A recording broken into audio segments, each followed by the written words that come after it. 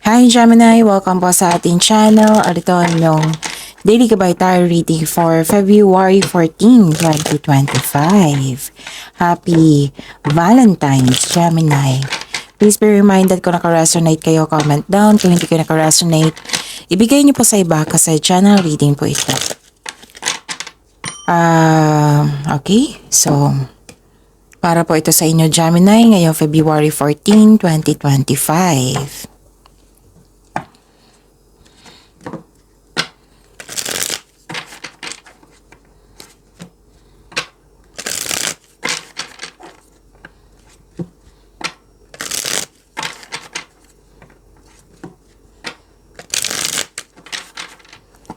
Para po ito sa inyo Gemini ngayong February 14, 2025. Maraming salamat po sa inyong patuloy na suporta at maraming salamat din po sa mga hindi nag-skip ng ads. Gamitin ang reading na ito bilang gabay lamang. Sa mga hindi pa nag-subscribe, subscribe na po kayo at click bell notification para malaman nyo na may bago tayong video. Para sa mga gustong magpa-reading po, may lumabas dyan sa screen nyo ngayon. Panoorin nyo po at sundin ang instruction. Spirit Guide, mga ganap pa para kay Gemini ngayong February 14, 2025 ay need 3 cards po.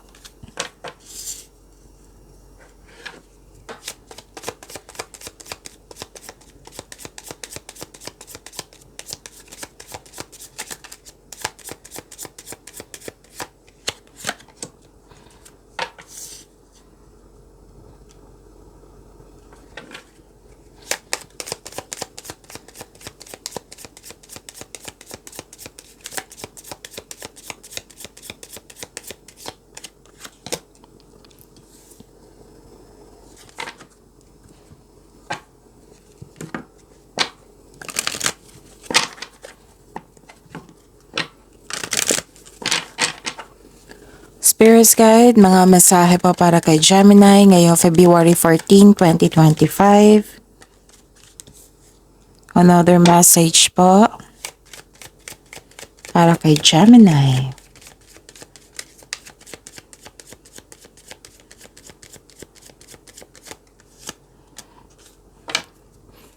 Wow, ang ganda naman, Gemini.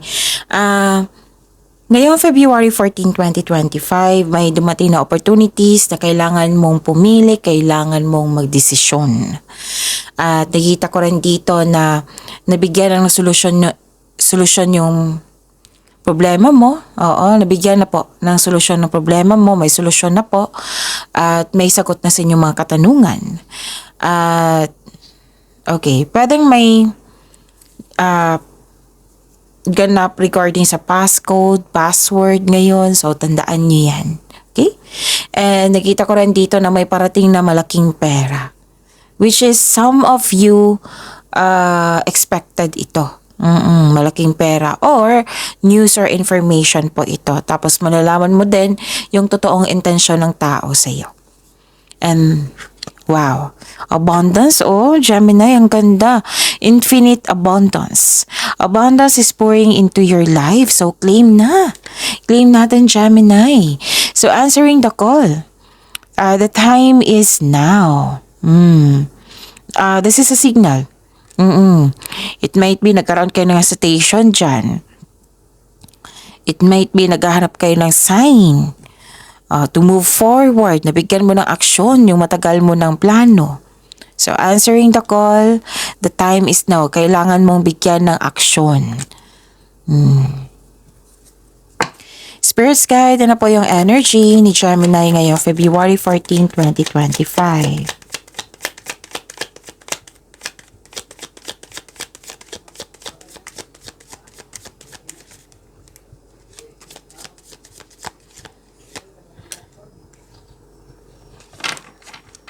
And the clarification of this card po.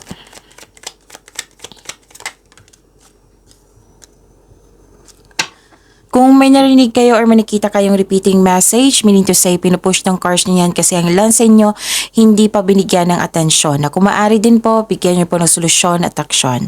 Remember, Gemini, at the end of the day, alam mo na ikaw lang taong may kakayahan at responsable na gumawa na sarili mong katotohanan at kinabukasan. So, Gemini, ano po yung energy nyo?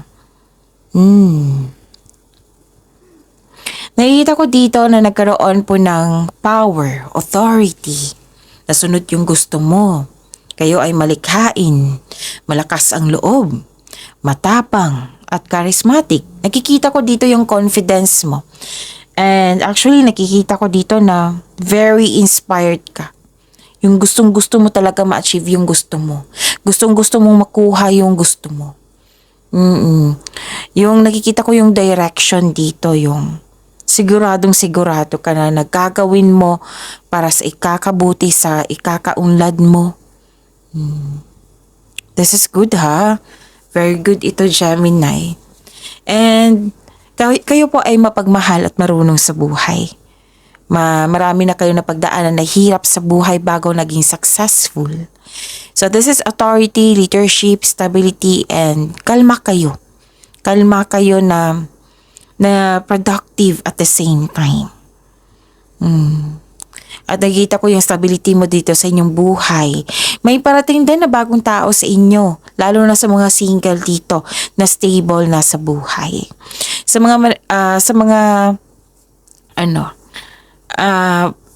Okay. What I meant is, this is energy, right? So you are taking an action. At nagkaroon ng stability sa inyong emotion. Yung sabi ko kanina na nagkaroon ng direction. You're very inspired na gusto mo talagang ma-achieve yun. Binigyan mo na siya ng action, binigyan mo siya ng sipag, focus. So, yun. Maraming nagtiwala sa iyong strength and skills. So, you are making tremendous progress sa iyong love life, sa inyong sarili, sa career and money pa. So, yun. Nakita ko yung pag-level up mo dito, Gemini. Level up ba sa career, sa money, sa sarili, sa love life, basta may pag-level up dito. So, claim nyo, ha? Ang ganda, Gemini. Okay. Nakikita ko rin dito na nagkaroon po ng okay. Actually, nakita ko dito yung pag-move forward. Dalawang card na po nagsabit dito. May nangyari nung kahapon or the other day, last week, last month, na nalungkot ka kasi may na-miss opportunity kayo or na-stress kayo. Parang may nalampasan kayo na opportunity. Pero moving on na to. Don't worry. Kumbaga kung natapa ka, bumangon ka na. Okay? So, kailangan na yung mga nangyari po na may nalampasan kayo, may nawala, na nagbigay ng lungkot sa iyo. Hindi ito ngayon, ha, nakaraan po, nakaraan. Kahapon ba, the other day ba, last week ba, last month, last year. Basta now, you're moving on. You're moving on. Tapos, sabi po ng card dito na kailangan nyong kunin yung wisdom message na natutunan mo sa mga nangyari. Para aware ka. Okay? Aware ka kung ano yung dapat gawin, kung if ever nalilitaw ulit, kung ma-experience mo ulit, alam mo yung kung ano yung dapat gawin. At para maiwasan mo na rin. 'Di ba? So, yun. Ang sabi ng card dito, yung kunin mo yung natutunan mo sa mga nangyaring hindi mo nagustuhan. So, this card asks you to believe in yourself. Think positive na makabangon ka ulit and nakabangon ka nga. And have faith and divine can lift you out of any period of loss. Magtiwala po sa inyong sarili. Marami nga nagtiwala sa inyong galing dito, so magtiwala din sa inyong sarili. So, yun. Focus on mind healing instead of suffering. Yan yung always, right? O dati, like for example, sa buhay pag-ibig ito, kung dati takot ka or hindi ka pa ready na tumanggap ng bagong tao kasi may trauma yung nakaraan. Now you are ready kasi full of confidence ka dito. Alright? Ang sabi kasi ng card dito na, which is nag-clarify na kailangan mong, yung mga nangyari na hindi mo nagustuhan, kailangan mo kunin yung wisdom message kung ano yung natutunan mo doon. Spirit's Guide, Career and Money po ni Gemini ngayon, February 14, 2025.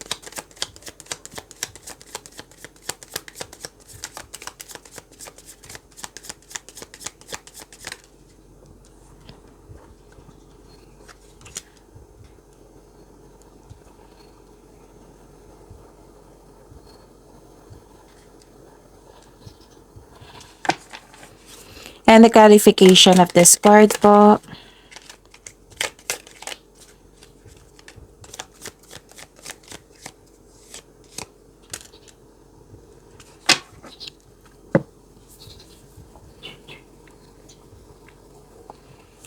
Okay. Sa career and money nyo po, nagkaroon ng stagnation, malalim ang iniisip nyo. You felt defeated dito. May confusion. Huwag kayong mag-attract ng negativity ha, kahit hindi nyo sinasadya yan. So, control it. Okay? Kasi nakakasama yan sa iyo. Magkakaroon yan ng blockages kung mag-attract kayo ng negativity. Kahit na yung, lalo na yung mga nag-express ka, yung nag-recite ka, sinabi mo, wag ng negativity, wag kayong mag-claim ng ganyan. Okay? Kasi nakakasama yan sa iyo. Like for example, wala akong pera. Ang sabihin mo, meron akong sapat na pera. Pero wala akong budget niyan. Oo. Maybe next time, kung may sapat na. Ganun. Meron akong pera, pero inipon ko, merong budgeted eh. So wala akong extra for that. Ganun. Hindi lang, wala akong pera. Ganun. Example po yan ha. Huwag ganun. Okay? Kasi claiming yan eh. Claiming yan. Yan yun din yung mga expression ng pamilya ko. Na sinabihan ko talaga sila, huwag kayong mag-claim ng ganyan. Okay? So, natuto sila. Okay. So, be confident. Kasi nakikita ko dito na nawalan kayo ng focus, nawalan kayo ng direction, 'di ba? Sa energy nyo, nanghihina kayo, pero may nakita ko dito na bumalik yung power mo, bumalik yung confidence mo. And I believe ma-overcome mo yan kasi lumabas dito sa energy nyo na na-overcome nyo.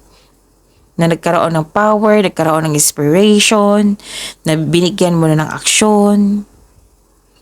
Umiwas na lang kayo sa mga kung pwede, umiwas na lang kayo sa mga distraction. Kasi may distraction dito, lalo na itong away, nakikita kong away. Kasi hindi natupad yung plano, hindi successful yung plano, or hindi naka-move on. May nakita kong away dito, or may niisip kayo na away dati. So, the advice is you need to create a concrete plan in order to regain momentum. Impulse control ay kailangan in order to grow and take action in a positive direction.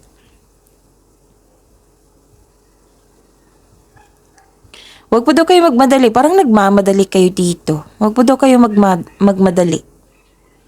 At kung nagkaroon kayo ng hesitation to take in action, gawa kayo ng konkretong plano para mawala itong hesitation and doubt. Okay? Pero gagawin mo talaga to. Gagawin mo, ma-overcome mo at bibigyan mo talaga ng action. Kasi andito siya sa energy nyo, andito rin siya, nag-clarify. Hindi kayo nag-stop. It might be nag-stop kayo for a while kasi stagnation eh. So, na-realize mo, kasi may nakita rin akong sagot sa inyong mga katanungan dito. And this is moving forward. Binigyan mo ng action. Fast action to eh. Kasi may ganap din sa passion nyo po. Na binigyan mo ng action kasi passion mo. Oh. Ang sabi ng card niyo po dito, Gemini, mabilis umunlad ang yung trabaho, yung negosyo, yung mga ginagawa dyan. Kasi marunong kayo makinig sa inyong intuition. Kasi sa pagsunod ng intuition, humahantong ito sa pagtaas ng kita or magdadala sa iyo patungo sa tagumpay. Marunong ka kasi makinig sa inyong intuition po, Gemini. Sa mga bago dito na hindi pa alam kung paano mag-connect sa inyong intuition, i-search po sa Google on how to connect to your intuition kasi maraming paraan po yan. Okay? May darating na bagong proyekto or opportunity na nag-clarify siya dito sa dalawang cards sa oracle cards nyo at dito din sa career and money nyo. Magbibigay siya ng excitement sa iyo. Magpapasigla sa iyo. Itong opportunity na ito, itong project na ito. So, yun ha, nag-clarify siya. Sa mga napanghinaan ng loob dito, huwag kayo mag-alala kasi nakita ko talaga dito na ma-overcome mo yan. Bibigyan mo siya ng agarang aksyon and excited nga kayo dito. Spirits Guide, Love Life, Self-Love, Partnership, and Romance ni Gemini ngayong February 14, 2025. And the clarification of this card po.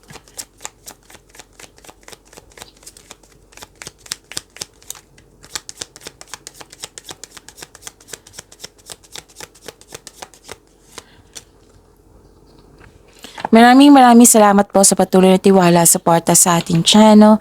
At maraming salamat din po sa mga hindi nag-skip ng ads. Para sa mga single, you need time alone. Parang perfect time sa inyo maglaan ng oras sa sarili. Ayaw nyo po ang makipagrelasyon. Para sa mga marelasyon sa buhay mag-asawa, maaaring magkaroon kayo ng desisyon na mag-put space muna kasi may nakita akong hindi pagkakaintindihan dito. Okay? Para sa pagbalik nyo, may strength na kayo, may lakas na kayo para mag-usap, may solusyon na kayo. So, you can come back together stronger than before. And, ano pa?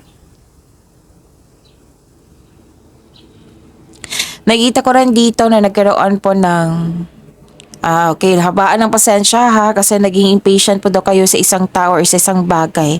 Kasi may matigas ang ulo. Oo. Humihingi ng time may nakita kong humihingi ng time. Pwede kayo ang humihingi ng time or siya yung humihingi ng time sa iyo. And wag po daw kayo mag-surrender o mag-usap po daw kayo. O kung pagod kayo, magpahinga, put space muna kasi space is a sign of respect. Okay? So, magpahinga muna. So, communication is the key dito. After pahinga, mag-usap kayo. Okay? Mag-usap kayo. So, yung sabi dito na, di ba, may sabi dito na bibigyan mo ng action. Nag-clarify dito sa tarot cards nyo. Diba? Nabibigyan mo ng action, you are very inspired, nagkaroon ng abundance at magkakaroon pa ng abundance kasi bibigyan mo ng action, may direction na. Okay? So, kung sa love life ito, bigyan ng oras para mag-usap. After nung pahinga nyo, syempre, kasi kung wala kang sapat na pahinga, yan? Hindi ka makagawa ng solusyon yan. Hindi ka makapag-isip kung paano bigyan ng adjustment yung mga bagay na hindi kayo nagkasundo. So, nag-clarify dito sa mga single na ayaw nyo pa ng commitment. Yung ibang maliligaw nga na friend zone nyo. Gusto nyo mag-focus sa inyong sarili, sa inyong career and money. Sa mga may relasyon sa buhay mag-asawa, bakit may tampuhan talaga dito? Some of you nag-iisip na worth it ba magstay kasi ilang years na kayo magkarelasyon. Gusto niyo pag-level up. Pag-uusap talaga to. Gemini, kailangan nyo ng pag-uusap dito. Pero don't worry, kasi nakikita ko naman dito yung recovery. Pwedeng ang problema nyo is hindi kayo nagkasundo yung isa tutol sa inyong desisyon or kayo ang tutol. Kaya hindi kayo nagkibuan or hindi kayo nagkasundo. Pero magkakaroon ng recovery po. Kitang-kita ko dito. Okay? Mag-usap at magpatawad kasi sayang naman. Pero if you're if you are not ready pa, huwag niyong pilitin yung sarili niyo. You need to be calm, relax. Pag okay na, then mag-usap na kayo. Okay? Mag-usap kayo na hindi sa kung sino ang tama, kung sino ang mali, kung sino yung panalo at talo. Mag-usap kayo para magkaayos. So, pagyamanin niyo po yung blessings sa binigay sa inyo, Gemini. See you tomorrow. Please like, subscribe, and click mo button for notification para updated po kayo sa daily tarot reading natin. Maraming salamat po.